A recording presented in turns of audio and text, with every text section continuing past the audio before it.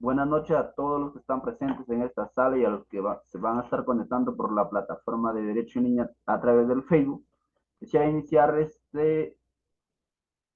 esta ponencia con esta frase: el abogado debe pedir ayuda a Dios en sus trabajos, pues Dios es el primer protector de la justicia. El autor es San Ivo. Un ameno y cordial saludo a todos los audiovisores que se vienen conectando a través de todas las redes sociales de la Asociación Jurídica Derecho en Línea. Quien les habla es Lucio Ventura Sánchez. En esta oportunidad estaré en calidad de moderador. El día de hoy continuamos con el seminario multidisciplinario denominado Jóvenes Hablando de Derecho, que tiene el auspicio académico del Ilustre Colegio de Abogados de Piura. Es grato comentarles que contamos con la gran presencia de un buen amigo de la Casa de Estudio, gran conocedor del derecho penal. Hablamos de nuestro amigo Dunga Isaías Ventura Doria. El tema que nos estará disertando es la intervención delictiva del testaferro. Pero antes de dar inicio, daremos a conocer los aspectos más relevantes de, de su hoja de vida del ponente. Para ello vamos a dar lectura a su hoja de vida. Es subcampeón y mejor interrogador de la fase final nacional del séptimo concurso nacional interuniversitario de litigación oral, organizado por la Comisión Especial de Implementación del Código Procesal Penal y Proyecto de Apoyo al Sector Justicia. Integrante del taller de litigación oral en LP Pasión por el Derecho en el año 2022, asistente legal de estudio jurídico, Matos y Mesa Abogados. También es semifinalista en el primer torneo de litigación Estrategia Oral con asesor victimal online León, organizado por la Universidad León Plantel Celaya, Guanajuato, México. Diplomado en Derecho Penal General, Teorías del Delito, curso de internacional en técnicas avanzadas de litigación oral, ruta de aprendizaje en Derecho Penal Corporativo, curso MOOC, Sistema Interamericano de Derechos Humanos, en el portal educativo de las Américas de la Comisión Interamericana de Derechos Humanos, entre otros. También es asociado del Instituto Latinoamericano de Ciencias Penales. Bien, precisando su hoja de vida, nuestro ponente, vamos a seguir en nombre de la Asociación Jurídica, que es Derecho en Línea, les da la bienvenida a nuestra casa de estudios. De igual manera, estimada comunidad jurídica, hacerles recordar que en el transcurso de la ponencia pueden levantar la mano o también dejar sus preguntas en la caja de comentarios para luego trasladarlo a nuestro ponente. Bien, una vez precisado lo que se va a desarrollar en esta disertación, le cedo la palabra a nuestro gran amigo Isaías Ventura. Estimado Isaías, le cedo la palabra para que nos pueda ilustrar con el tema que tiene a disertar esta noche. Muchas gracias, Lucio. Si me puedes compartir las diapositivas que había remitido A ver, a un la momento. organización. Ahorita, un momento. Sí, en un momento lo comparto.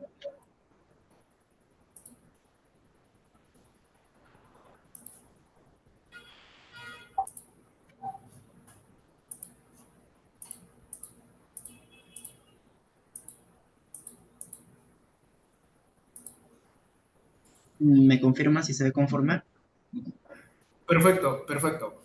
Bueno, agradecer en primer lugar a mi amigo Cristian, quien tuvo a bien considerarme para este evento Jóvenes Hablando Derecho, que lo está llevando a cabo un círculo, un espacio bastante serio a nivel nacional, como Derecho en Línea, y agradezco la presentación de, de Víctor. Bueno, vamos a, en estos minutos, abordar el tema de intervención delictiva del testaferro. Aún no lo pasas, Cristian. A ver, la pregunta es, ¿por qué razón elegí este tema? Y es debido a que en la actualidad, a diferencia de años anteriores, se está tomando en cuenta en la hipótesis fiscal, más aún en casos y en controversias de alto perfil a nivel nacional, esta figura del testaferro. Se imputa el delito de lavado de activos, organización criminal, pero en todos los casos emblemáticos que nosotros podemos apreciar y lo llevamos en el ejercicio de la defensa, diariamente vemos esta figura del testaferro. Y si nosotros revisamos un poco la doctrina penal, vamos a encontrar trabajos que han sido realizados por importantes juristas como Feijó respecto al delito, a la figura del testaferro. Sin embargo, existe todavía el dilema de que si el testaferro podría ser autor, podría ser coautor, podría ser cómplice, ¿cuál de estas cualidades de intervención delictiva puede ser catalogada al testaferro? Entonces, ese es el marco y el dilema que en el transcurso de esta exposición lo vamos a ir aclarando algunos puntos y al final vamos a terminar con una propuesta respecto a la intervención delictiva del testaferro. Siguiente, por favor, Cristian. Bien, el testaferro no es una figura o una denominación que apareció en la dogmática penal desde un enfoque del derecho penal moderno, sino ya existía esta figura hace años y justamente viene desde la lengua italiana que la define como aquella persona que presta su nombre. Esto es muy importante porque nos va a permitir entender el núcleo conceptual del testaferro. ¿Por qué? Porque la base de la denominación del testaferrato es aquella persona que presta su nombre, que brinda sus datos personales para que pueda realizar el real propietario de los bienes o activos algún acto jurídico que materialmente es dominado por este. Entonces, el testaferro prácticamente no ejerce el real dominio de los bienes sobre supuestamente él figura como titular. Ahora, tenemos también una denominación de la Real Academia Española que lo conceptualiza como aquella persona que presta su nombre para que se realice un contrato o negocio que en realidad es de otra persona. Si hay una coincidencia de conceptos entre el origen de la denominación conceptual que viene desde la lengua italiana y lo que ha sido acogido por la Real Academia Española. Ahora, vamos a responder a la pregunta: ¿es una manifestación del derecho penal moderno el testaferro? Y aún más todavía, ¿existe un tipo penal propio de la figura del testaferro en nuestro catálogo penal? En nuestro sistema penal nosotros podríamos encontrar un tipo penal con una estructura autónoma e independiente a otro tipo penal referido al testaferro. Si nosotros revisamos, podríamos encontrar, como Feijó Sánchez dice, en el favorecimiento al tráfico ilícito de drogas, que evidentemente se ha tipificado y positivizado con anterioridad al delito de lavado de activos. Sin embargo, no cumple el núcleo central de la denominación del testaferro. ¿Por qué? Porque el testaferro nace a partir de que una persona presta su nombre, brinda sus datos. A diferencia que en el favorecimiento lo puedes realizar de diferentes formas. Si es que tú prestas tus datos, no estás haciendo un acto de favorecimiento, pero eso condiciona a que no vas a ser autor. ¿Por qué? Porque dependes de otra persona. Entonces, el testaferro en la actualidad no tiene una estructura típica propia y autónoma en nuestro subsistema penal, sino que es dependiente y está subordinado al delito de lavado de activos, que posteriormente lo vamos a ver. Ya. ¿todo acto de testaferrato es penalmente relevante? No. ¿Por qué razón? Porque solamente van a ser importantes o van a llamar la atención o van a merecer la intervención del derecho penal aquellos actos que son, valga la redundancia, penalmente relevantes. En este caso, una persona puede tener un determinado capital de $1.000.000, puede utilizar a otra persona para que pueda comprar un bien inmueble, ¿correcto?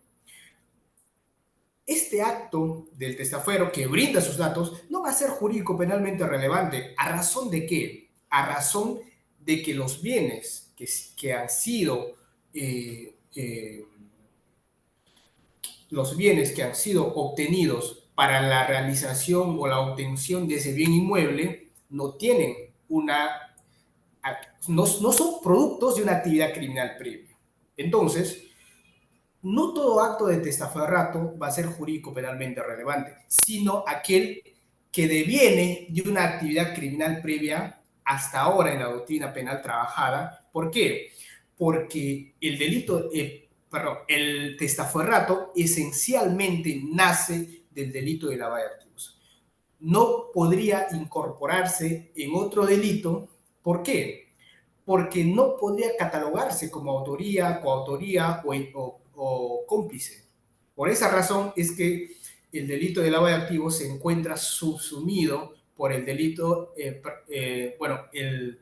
la figura del testaferro se encuentra dentro de la figura típica del lavado de activos.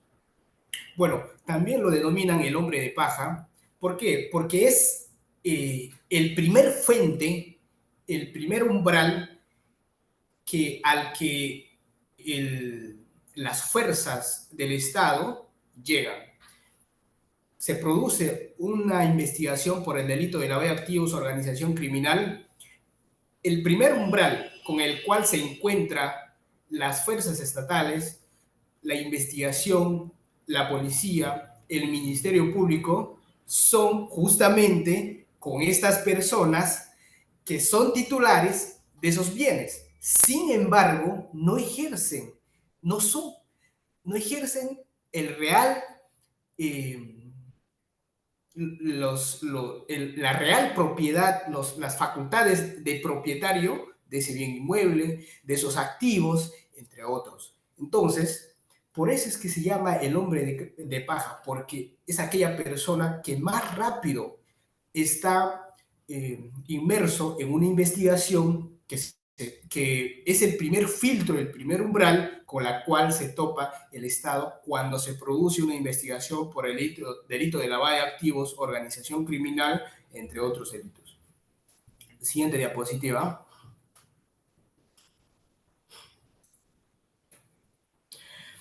A ver, vamos a hablar ahora de las funciones del testaferro, es decir, las formas en las que una persona interviene como testaferro. En la doctrina penal se ha trabajado dos formas, la forma de custodia y la forma de administrador. Sin embargo, y esta es una postulación propia, también podemos hablar de una función, una forma de suministrar. Y esto no es un invento o una concepción que nace como desde la actualidad, sino como una interpretación de lo que se entiende esencialmente por el testaferro. Primero, la función de suministrar, es decir, solamente la de brindar los datos. Una persona solamente brinda los datos para que pueda ser titular de un bien inmueble, puede ser titular de un activo en el sistema financiero. Sin embargo, se limita solamente a brindar su nombre, mas no realiza actos de custodia, no realiza actos de administración. ¿Por qué? Porque esos actos de custodia, de administración, lo lleva a cabo el verdadero propietario, el propietario de facto, lo que se denomina también. Entonces, la función de suministración se limita únicamente a brindar los datos, sus datos, para que otra persona las utilice y evidentemente realice los actos de lavado de activos. La custodia, por otro lado, tenemos a esta función en donde no solamente ya se limita a suministrar, a facilitar los datos, sino también facilita los datos, pero también despliega actos de tenencia y de tutela. No solamente brinda sus datos, sino también el bien inmueble del cual es titular de jure, la custodia. Hemos visto que personas que han sido investigados, que han sido sentenciados por tráfico ilícito de drogas, tenían personas, testaferros, que se les cedía como titular de un bien inmueble, y estas personas también realizaban no solamente la custodia, sino también la tenencia y la tutela de ese bien. Entonces, aquí ya tenemos, digamos, es un peldaño más a la función de suministrar. Y el tercer peldaño, en este caso, como testaferro, es la de administrar.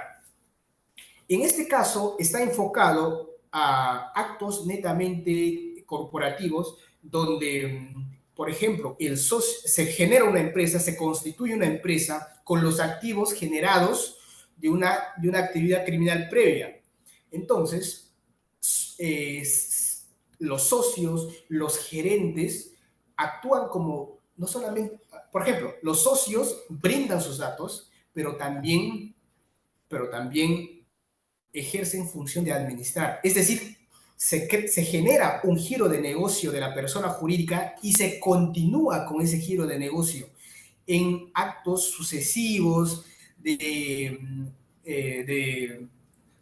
transformación y los demás actos del delito de lavado de activos que posteriormente lo vamos a ver. Entonces, y como se dice, esto se da en negocios, cuentas bancarias, empresas, en donde la persona jurídica es el instrumento mediante el cual estos socios administran los bienes ya propios de la empresa.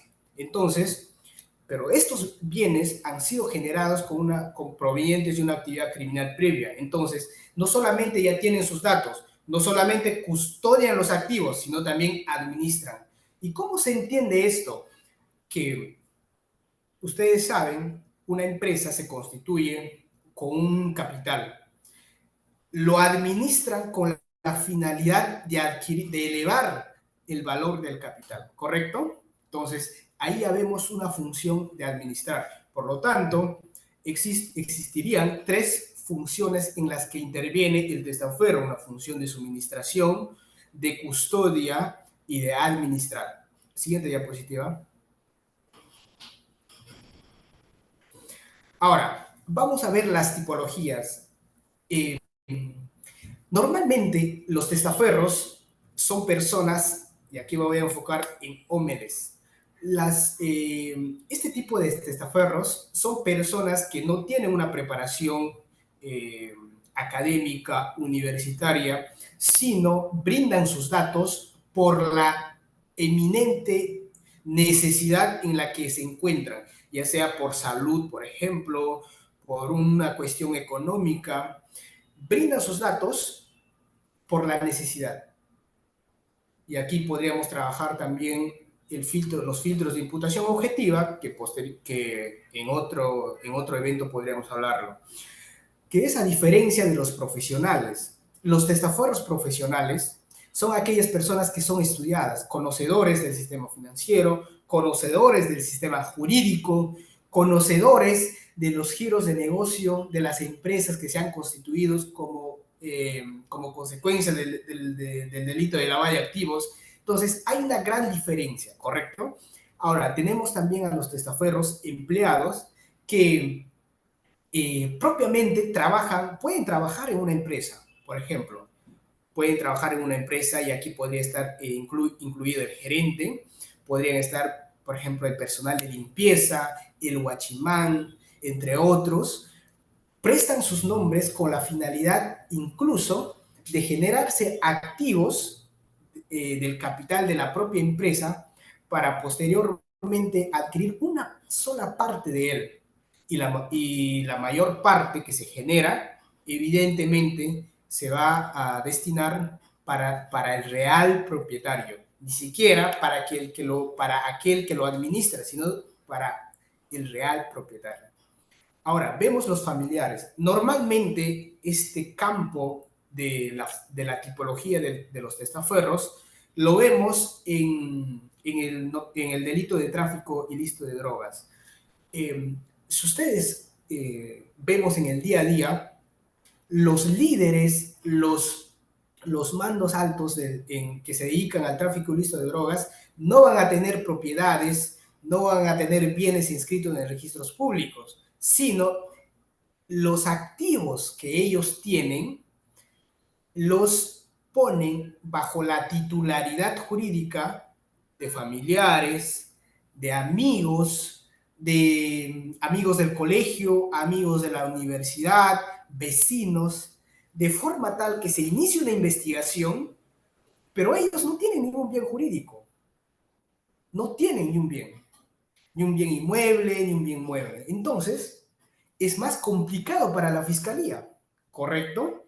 Entonces, estas son las 4 formas de tipologías de intervención, por ejemplo, del testaferro que se está manejando hoy en día y que viene a ser un gran problema para la fiscalía, más que todo en el tema empresarial, porque es muy difícil para la fiscalía seguir la ruta.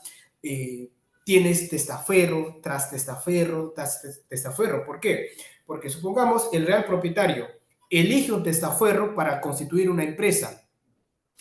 Es ese testaferro que constituye la empresa como socio, elige otro testaferro para seguir realizando movimientos en el sistema financiero. Entonces, la fiscalía se topa con el tercer, cuarto umbral en este caso, de un testaferro. Y va a ser difícil llegar incluso al real propietario. Entonces, eso es lo que se viene generando inconvenientes al momento de la investigación por delito de lavado de activos, en este caso, por parte del Ministerio Público. Siguiente diapositiva. Ya. ¿En qué etapa del proceso del delito de lavado de activos interviene el testaferro?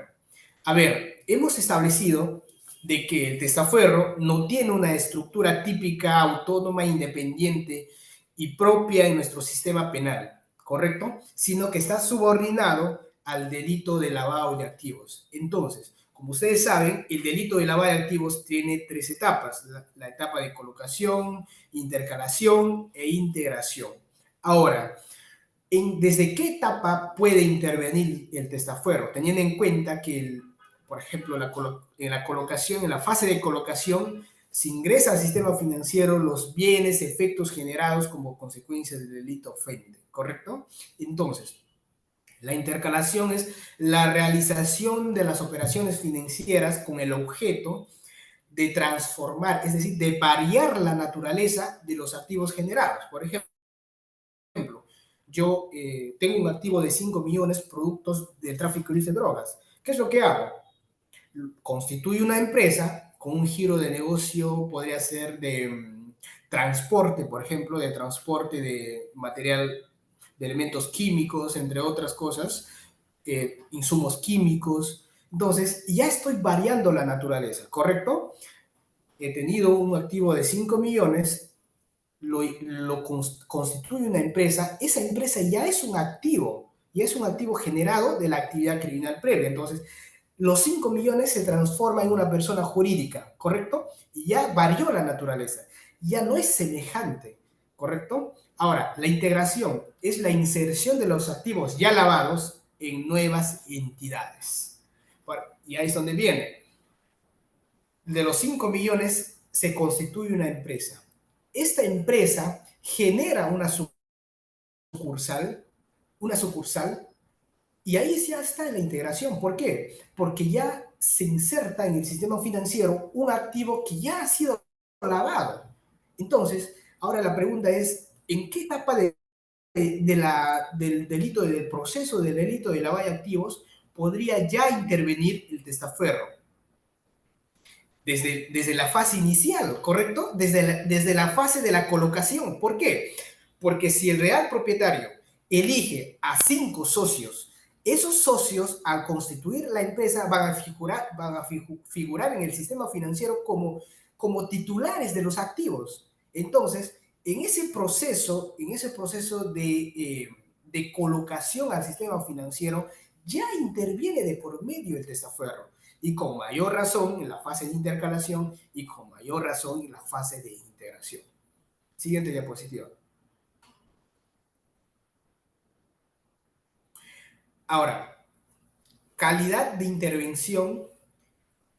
Aquí vamos a evaluar si el testaferro puede ser instigador, puede ser autor, puede ser coautor o puede ser cómplice. Cristian, una pregunta. ¿Hay una diapositiva más?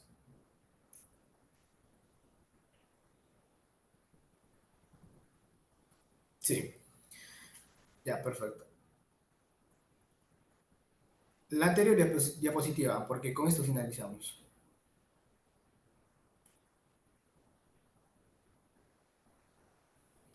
La 6. Perfecto, ya. La calidad de intervención. Ya engajaba la figura del testaferro en el sistema penal peruano. Y no solamente en el sistema, en el ámbito dogmático, doctrinario, sino también en el ámbito jurisprudencial. Y de las 4 cualidades de intervención de una persona en un hecho criminógeno, se consideraba o se considera hasta la fecha al testaferro en calidad de cómplice. Ahora la pregunta es, ¿podría ser cómplice primario o podría ser cómplice secundario? Eso va a depender del nivel de importancia del accionar del testaferro para que se cumpla la finalidad lesiva, en este caso, del autor, ¿correcto? Teniéndose en cuenta del autor del delito de lavado de activos. ¿Por qué? Porque el testaferro está subordinado al tipo penal de lavado de activos. Por lo tanto, este cómplice, jurisprudencialmente hablando desde un enfoque nacional, va a estar subordinado al autor, ¿correcto? Entonces, no se acepta la figura del instigador, tampoco del autor, tampoco del coautor hasta la fecha de la figura del testaferrato, sino simplemente en la figura del cómplice. ¿Por qué razón? Y comparto con esta tesis que ha adoptado la jurisprudencia a razón de lo siguiente. El testaferro, número 1, no es el titular de facto de los bienes efectos del cual él es titular, ¿correcto? Tiene una mansión, no es el titular de facto. Podría ser de jure, puede figurar en registros públicos como propietario, pero no puede disponer voluntaria, independiente y autónomamente de ese bien. Tiene activos en el sistema financiero. No puede disponerlo, ¿correcto? Entonces, mientras no tenga autonomía e independencia de los activos del cual él es titular, va a depender del real propietario. Por lo tanto, todo acto que él realiza va a ser bajo la orden, la voluntad del propietario, en este caso, del autor del delito de lavado de activos. Por lo tanto, dentro de las 4 cualidades, no podría ser instigador, tampoco podría figurar como autor, tampoco coautor, simplemente podría ser, es cómplice. Siguiente diapositiva. Sin embargo, vamos a trabajar aquí una propuesta propia, en este caso, que no se ha abordado aún en la doctrina, en la dogmática penal, y es la autoría y coautoría del testaferrato. Anteriormente hemos explicado que en la jurisprudencia se ha abordado la figura del testaferro solamente como cómplice. Sin embargo, el testaferro también podría ser autor y coautor sobre las siguientes bases. En el acto de conversión, estas son las modalidades del delito de lavado de activos, ¿cierto? Acto de conversión, actos de transferencia y actos de ocultamiento y tenencia. En los actos de conversión, que es en la primera fase del delito de lavado de activos, no cabe la cualidad de autoría ni coautoría. Tampoco en los actos de transferencia. ¿Por qué? Porque son las dos primeras líneas del delito de lavado de activos. Son las dos primeras líneas. Sin embargo, la autoría y coautoría del testaferro sí podría tener cabida en los actos de ocultamiento y tenencia. ¿Por qué? Porque en estos actos ya, para explicar mejor, podrías retroceder las diapositivas, Cristian, para explicarlo mejor. Uno más. Ya, genial. Los actos de tenencia y ocultamiento se dan en estas dos fases, en la fase de intercalación y en la fase de integración del delito de lavado de activos. Sin embargo, en la intercalación aún el testaferro está bajo la autonomía y la voluntad del real propietario. Sin embargo, ya en la integración podría darse la autoría y coautoría. Y le explico. Por ejemplo, el testaferro no va a ser eternamente dependiente de los activos que él genera como titular, a pesar de no ser el real propietario de esos activos. Se tiene, con un ejemplo, 5 millones de dólares, con el mismo ejemplo, 5 millones de dólares.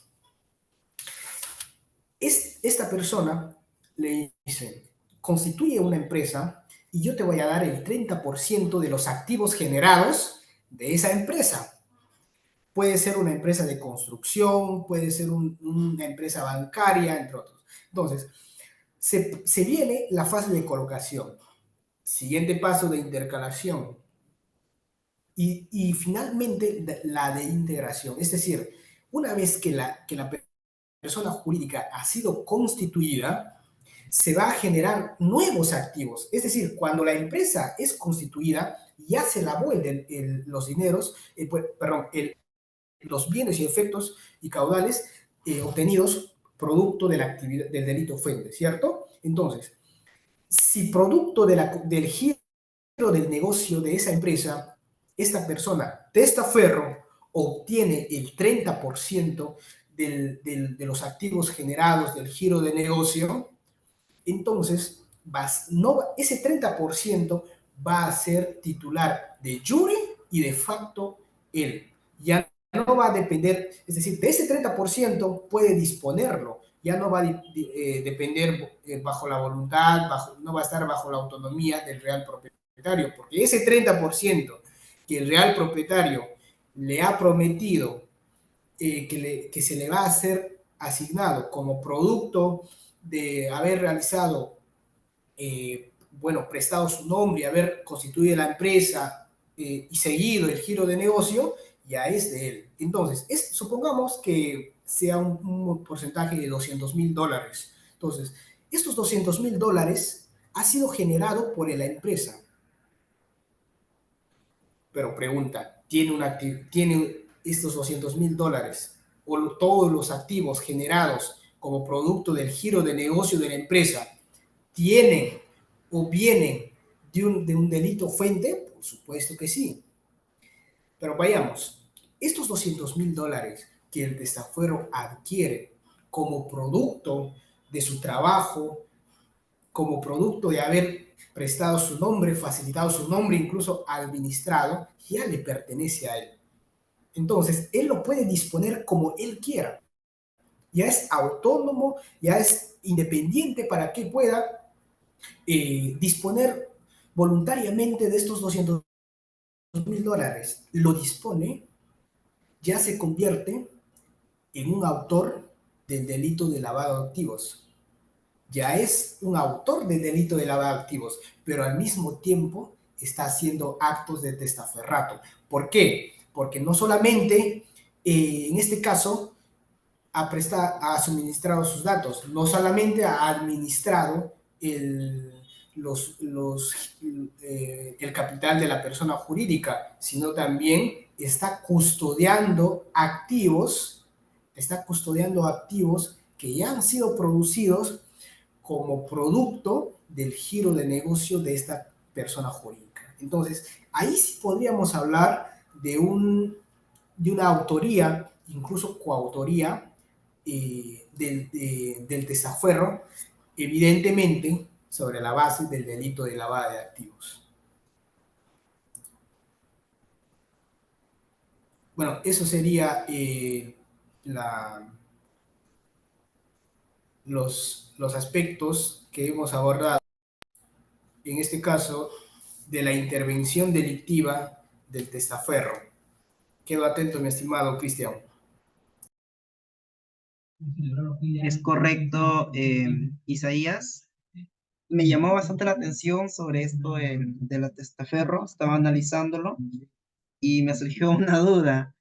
Eh, ¿Qué pasa? Supongamos, ¿no? Que un empresario tiene su empresa, lava activos, pero ¿qué pasa si el empresario tiene un colega que trabaja en el banco y a base de ello le ayuda a sacar números de cuentas fantasmas sin autorización de la persona autorizada, ya que ellos mueven todo ello? Entonces, teniendo esas tarjetas, comienzan a lavar activos por debajo de lo que tú llamaste en esas funciones de suministrar, ¿no? Facilita sus datos, pero sin el ánimos del sujeto pasivo de darle sus propios datos, sino viciándolo por una tercera persona que viene a ser su colega. En ese caso, ¿cómo se estaría configurando esto del delito de testaferro en incidencia con el lavado de activos? A ver, quiero entender tu pregunta. Es un empresario, elige a su amigo y este amigo no tiene conocimiento de que el empresario eligió su nombre para que puede lavar los activos. Claro, supongamos tú eres el empresario y yo trabajo en un banco de BCP. Entonces tú como empresario vienes a donde yo trabajo y me dices, mira, Cristian, quiero que me saques tarjetas a nombre de terceras personas para efectos de yo lavar el dinero, en ese caso de facilitar, ¿no? En las funciones que tú comentaste, pero sin el ánimo de la tercera persona que va a ser afectada sin dar la autorización, valga decirlo. Ya te entendí. Excelente. Es un tema muy interesante y una pregunta bastante importante que nos permite abarcar otro aspecto del testaferro. En realidad, no hablamos de un delito de testaferro, sino hablamos de una figura dogmática, incluso jurisprudencial, del testaferro. ¿Por qué? Porque no existe un tipo penal, una estructura típica, autónoma, independiente del testaferro respecto de los otros delitos que nosotros podemos hallar en nuestro catálogo penal, sino que esto está subordinado al delito de lavado de activos. Ahora, entrando a la pregunta. En este caso, Cristian nos dice que el trabajador del banco utiliza el nombre de terceras personas eh, para poder utilizarlos como testaferro y lavar activos. A ver, aquí hay un tema muy importante que podemos trabajar incluso bueno, como medio técnico de defensa, en la investigación preparatoria, incluso desde la investigación preliminar en todo el proceso penal, preliminar, preparatoria, intermedia, juicio oral, y en todos en instancia de apelación y casación. Pero vayamos al punto. En este caso, para que tú o para que el testaferro, la figura del testaferro tenga la cualidad, en este caso, de cómplice, es necesario dos fundamentos, y esto tiene que ver bastante con el aspecto subjetivo, más conocido como el doble dolo. En este caso, muy bien. No es un problema del aspecto objetivo, pero sí es un problema del aspecto subjetivo. ¿Por qué? Porque para que tú seas considerado cómplice en calidad de testaferro de un delito de lavado de activos, necesariamente tiene que presentarse el doble dolo. El primer filtro, que es conocimiento y voluntad de prestar tu nombre. Es decir, si alguien viene a mi persona y requiere utilizar mis datos para realizar o poner bajo mi titularidad un bien que ha sido producto de un delito fuente, yo tengo que autorizarlo. Es decir, tengo que hacerlo. Es decir, prestar mi nombre con conocimiento y voluntad. Prestar mi nombre, prestar mis datos, darle mis datos. Y segundo punto, que tiene que ver, algunos lo llaman elemento interno trascendente. En este caso, tener conocimiento de que esos bienes o efectos que está poniéndose bajo mi titularidad de jure son productos o ni siquiera saber, sino presumir que esos bienes o efectos son productos de una actividad, de un delito, de un hecho criminal que se ha realizado con anterioridad. Entonces, y ahora yendo al nuclear de la pregunta de Cristian, que si alguien utiliza tus datos, que las tiene, por ejemplo, el analista financiero de un banco tiene los datos de una persona. ¿Por qué? Porque él es el encargado de analizar qué personas podría ser pasible de que la empresa pueda prestarle un determinado monto, no solamente un determinado monto, sino el quantum del monto. Entonces, los analistas financieros tienen esos datos de las personas. Entonces, si ese analista financiero utiliza los datos de esas personas para enfocarlos como testaferros, entonces esta persona que tiene sus datos y que se adecua a la figura del testaferro, ni siquiera tendría incidencia en la actividad del delito de lavado de activos. ¿Por qué? Porque su intervención es absolutamente eh, eh, bueno, banal. ¿Por qué? Porque no intervino en lo absoluto en el proceso de lavado de activos, en ninguna de las fases, ni en los actos de conversión, ni en el acto de transferencia, ni en el de ocultamiento. No interviene. Otro utiliza tu nombre. Entonces, no se configuraría en este caso la figura del desafuero. ¿Por qué? Porque tu intervención es absolutamente nula. Y otro punto, cuando se constituye una empresa y tú figuras como socio, normalmente el que lo constituye o uno de los socios podría estar inmerso en una investigación por el delito de lavado de activos, incluso organización criminal, ya prácticamente incluyen a todos los socios de la empresa como presuntos testaferros, como presuntos autores del delito de lavado de activos. Entonces, ¿cuál es digamos, el accionar en este caso como medio técnico de defensa en el proceso penal que puede realizar? Y esto en coincidencia, en concordancia con la pregunta de Cristian, es una defensa activa, una defensa positiva. Es decir, demostrar que tú no has tenido, en la pregunta de Cristian, demuestras que tú no tuviste intervención al momento de prestar tu nombre. En ningún momento no has tenido contacto con esa persona, ni siquiera lo conoces, no es tu firma, demuestras que, por ejemplo, no has estado en el banco, no has estado en el lugar donde se firmó el contrato. Hay muchas más variables y factores que se tienen que tener en cuenta.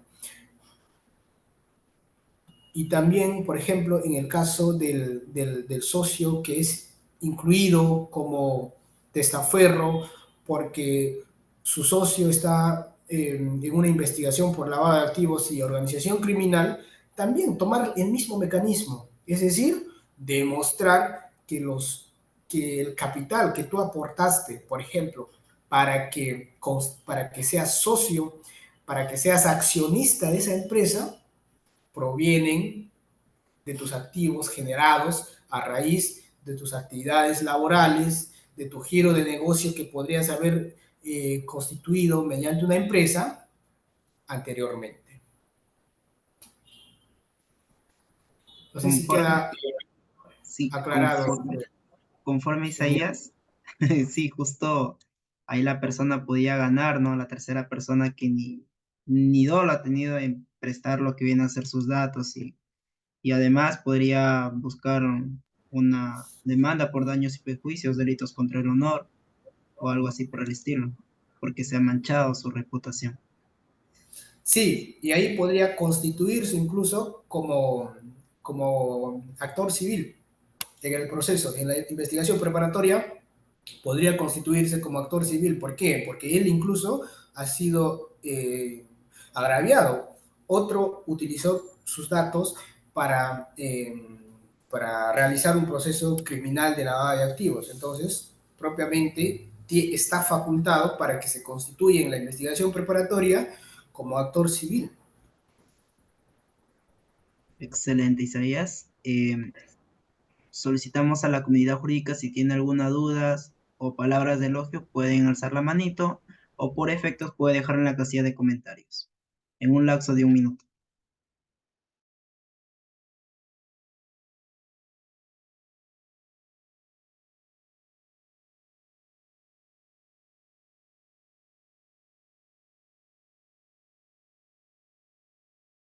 Sí, Lucio. Bien, primeramente felicitar por la disertación que nos ha dado nuestro amigo Isaías. Precisaba al inicio de la ponencia, por ejemplo, no todo testaferro puede ser un delito. ¿Cómo yo puedo diferenciar? Y también habló, por ejemplo, de que constituyen una empresa. Para poder constituir, tengo entendido que hay varios socios. Por ejemplo, se podría también llevándolo, por ejemplo, a una organización criminal, porque hay varias que intervienen, ¿no? ¿Podría vincularse también con una organización criminal? Primero quisiera que ¿por qué no todo testaferro podría cometer delito? Algo así que lo precisó. El siguiente es, por ejemplo, se podría vincular por la magnitud de personas, ¿no? Tengo entendido que para conseguir una empresa son de dos a más personas. Hablaba de socios, podría haber tres, cuatro, cinco, ¿no? Y en ellos se podría también vincular con una organización criminal. Gracias.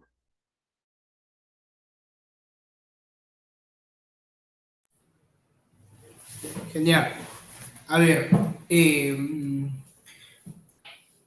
bueno, la primera pregunta fue ¿por qué no todo acto de testaferro es penalmente relevante? La razón es la siguiente. Va a ser, perdón, un acto de testaferro va a ser penalmente relevante cuando los activos, ojo, cuando los activos que han sido objeto de empréstito para que sean generados, bueno, que son objeto de titularidad en el sistema financiero, bajo la titularidad del testaferro, hayan sido generados de un delito frente. Eso es la base para que un acto de testaferro sea considerado penalmente relevante. Es decir, va a merecer la intervención del derecho penal y de las fuerzas del Estado para que puedan intervenir en la investigación y su posterior sanción. Entonces, eh, puedes haber actos que no son penalmente relevantes, evidentemente que sí. Por ejemplo, una persona tiene 5 millones de dólares, productos de su actividad laboral regular. o de su actividad financiera regular. Eso quiere decir que los 5 millones no han sido adquiridos mediante o a través del delito de tráfico de drogas, ni de ningún otro ilícito penal que está catalogado como delito en nuestro sistema penal. Es decir, esos 5 millones es lícito, ¿correcto? Sin embargo, yo procuro, por ejemplo, eh, compro un terreno de 2 millones a nombre de mi madre. Un claro ejemplo eh, es el jugador, si no me equivoco, es Hakimi. Todos sus bienes lo ha destinado a su madre. Ha adquirido bienes a nombre de su madre. ¿Eso con qué finalidad, por ejemplo? Ustedes lo saben más que yo. Yo tengo 5 millones, puedo adquirir bienes, por ejemplo, estando soltero, puedo adquirir bienes a nombre de mi señora madre, a nombre de mi padre, a nombre de un hermano. Pero esos 5 millones que yo tengo han sido productos de mi giro regular. No son productos de una actividad criminal previa, no tienen delito fuente, sino son productos de mi trabajo. Sin embargo, para evadir, eh, por ejemplo, podría ser impuestos, en este caso, si es que me caso, que mi pareja, en caso de separación, se lleve el 50% o un porcentaje de sus bienes, lo pongo a nombre de mi señora madre. Compro un terreno de 2 millones, lo pongo a nombre de mi señora madre. Compro un auto de último modelo, podría ser de $500,000, lo pongo a nombre de mi padre, de mi hermano. Eso no está prohibido. Pregunta, ¿me está brindando voluntariamente sus datos mi madre para yo adquirir bajo su titularidad el bien inmueble? Por supuesto que sí. Por supuesto que sí. Se configura la figura nuclear fundamental del concepto de testaferro, que es prestar y facilitar su nombre. Por supuesto que sí. No obstante, ¿es penalmente relevante? No. ¿Por qué? Porque los activos que son productos, objetos del testaferrato, son lícitos. No tienen o no han sido adquiridos productos de una actividad criminógena. Entonces, es ahí la gran diferencia de que no todo acto de testaferro es penalmente relevante. Ahora, la siguiente pregunta fue respecto a que un socio, por ejemplo, hay 5 socios, uno de ellos está siendo investigado por delito de lavado de activos, organización criminal, podría ser, eh, y se les incluye a los otros 3 como testaferros, ¿correcto? Entonces, en este caso, ¿podría llevarse a cabo una investigación? Por supuesto que sí. No tiene ningún impedimento la Fiscalía de abrir investigación. Nosotros lo vemos diariamente en los delitos altamente complejos y emblemáticos, que la Fiscalía abre investigación incluso por 70, 80 personas. ¿Correcto?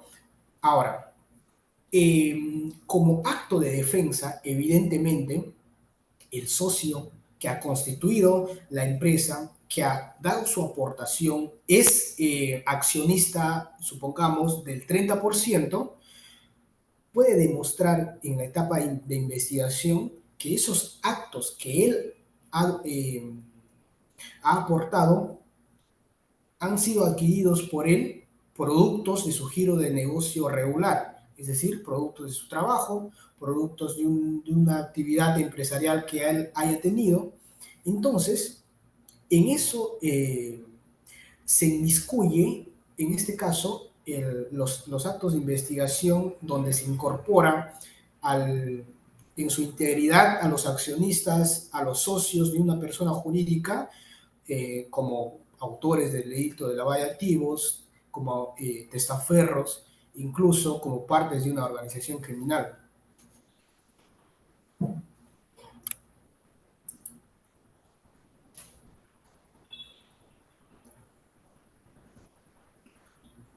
Excelente.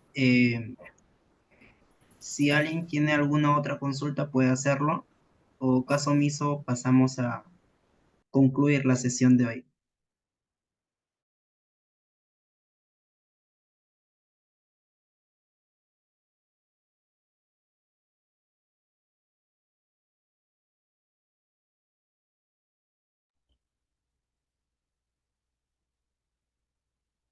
Creo que ya no hay, mi estimado Cristian.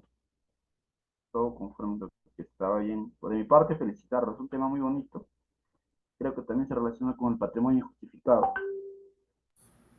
Sí, sí, sí. Ahora ya saben cómo conservar sus bienes. Al estilo de Hakimi. Bien, Cristian, creo que se da por concluida, ¿verdad? Porque no hay más preguntas, solo hay palabras de felicitaciones. De mi parte, felicitarlo y una vez ya de antemano, invitarle para las siguientes ponencias que se va a desarrollar dentro de la asociación jurídica. Cristian, no sé si hay Excelente. más que agregar. No, más bien felicitarle a Dunga. Veo que es tu familiar, creo. Ya en Ventura, Ventura. Eh, bueno, Pariente, ya pariente. con ello damos concluida la sesión de hoy. Vemos felicitaciones de Cindy, de Daniela. Y bueno, estimado Lucio, te doy el uso de la palabra para que cierres. Bien, agradecerle de antemano ya, también hay felicitaciones, yo creo que ha sido un tema preciso, conciso, nos ha ilustrado con la disertación. Gracias, mi estimado Dunga, gracias también, mi estimado Cristian, y damos por finalizada esta sesión. Muchas gracias, muy buenas noches, que tengan un excelente inicio de semana. Gracias. Muy amable Lucio, muy amable Dunga. Ya con ello damos concluida. Reiteramos nuestro agradecimiento y esperemos que en priori te tengamos nuevamente en nuestra casa de estudios. Un fuerte abrazo. Gracias a ustedes, Cristian. Y felicitarlos por realizar estos eventos donde se puede aportar algunos temas que vienen siendo trabajados tanto en la dogmática penal y en la jurisprudencia. Y además, y es lo más importante, recalcar los aspectos y los vacíos que se tiene sobre estas figuras procesales, incluso dogmáticas, jurisprudenciales, y tratar de dar un fundamento para que eh, posteriormente se puede abordar, se puede adoptar como criterio de solución de conflictos y de problemas que se viene teniendo en este caso en nuestro sistema penal peruano. Muchas gracias a ustedes.